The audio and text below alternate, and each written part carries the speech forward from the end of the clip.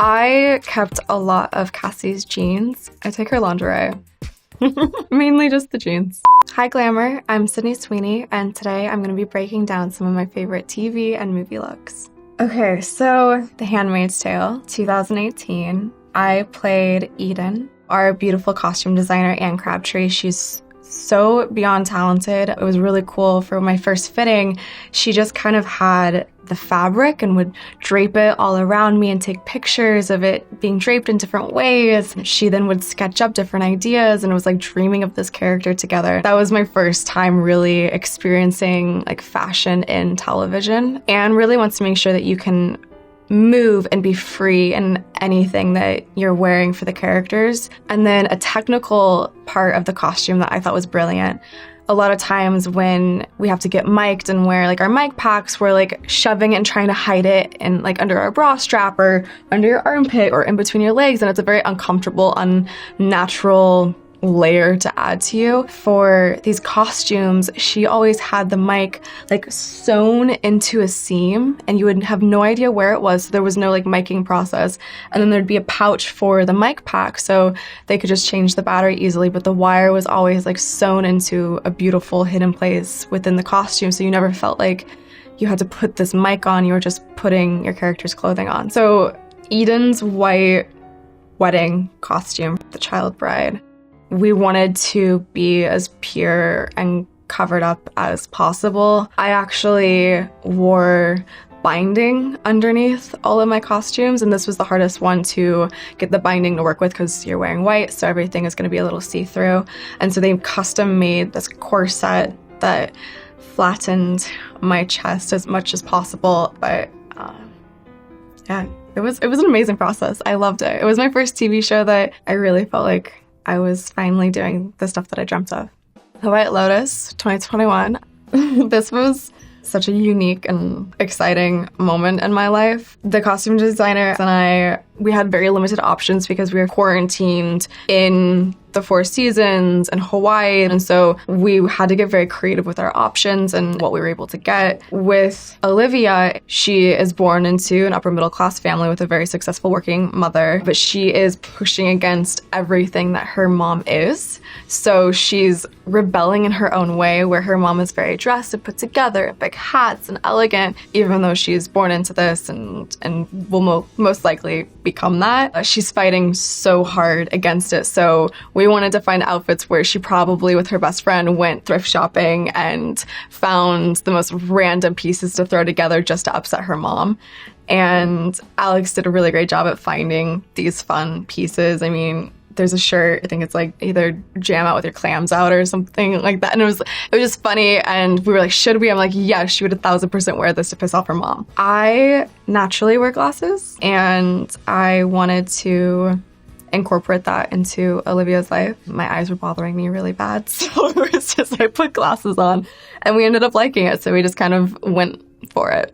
You can tell they're my personal ones because there's a certain tint that glasses are supposed to have for on set, so they don't reflect the lights and cameras, and mine didn't, so you can kind of see the reflection. And then for my hair, because I was coming right off of Euphoria, I was like, I want to somehow make my hair a little different. So I started braiding my hair every night, and I'd wake up and it would be crinkled. And so we just went with it, and I was growing my hair out, trying to get the blonde and make it healthier. So this is my mid-grow out phase during White Lotus. Anyone But You from 2023.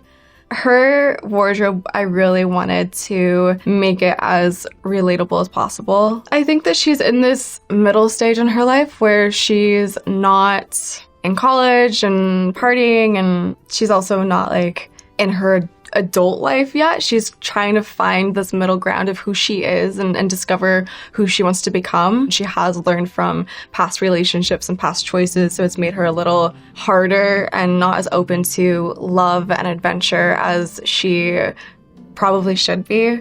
Amelia Gebler was really incredible to work with. I had mood boards upon mood boards and Pinterest boards, and we would send each other pictures back and forth, and I had very specific ideas of what I wanted for different scenes. And so for For instance, like the yacht party scene in the blue silk dress. I sent her silhouettes that I wanted, fabrics that I wanted, and then we would just kind of like how Anne did for Handmaid's Tale, we'd pin the fabric, and I was like, okay, we need the pieces to come off the shoulder. So that was a custom piece that we made together. And then the iconic wedding standing at the Sydney Opera House, I saw that on Vogue and I took a screenshot and I sent it to both my stylist and Amelia and was like, how can we get this off the runway? So they were kind enough and let us borrow it for the filming. It was a lot of fun. Euphoria 2019 to 2022.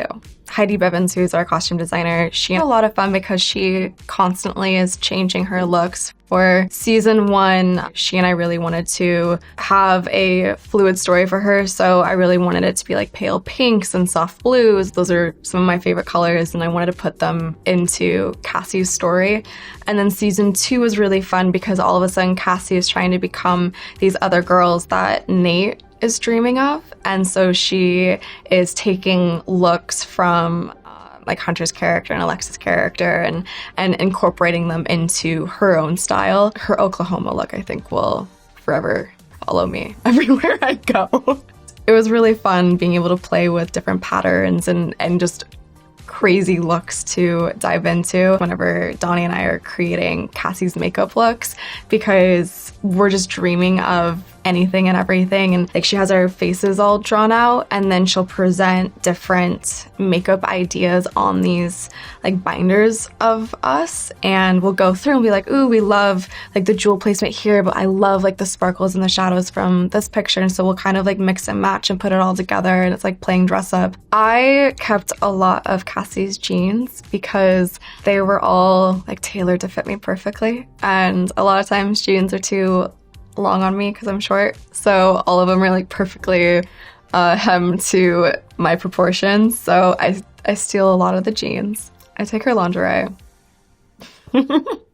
Mainly just the jeans. Madame Web 2023, I play Julia. She's much younger than where you meet her in the comics, so we had to make everything feel more youthful. You see her in the beginning, and then she grows and she gains all this strength, and she starts to become the woman that you're going to see in the comic books later on. The one thing that's so fun with we call them our super suits. They are so tight. What's funny is when we're training like in workout clothes, and then all of a sudden you put these suits on and you can't bend your arms and you can't bend your legs, and it's like, wait, we have to make this where you can actually move. When we first put it on and I was supposed to do this hanging upside down piece, when I was training, my legs were like perfectly flat and my feet were perfectly like all the way down to my butt. And then when I went up there for the first day of testing the costume on the harness in that spot, I couldn't even bend my legs. I was like, wait, this is the problem.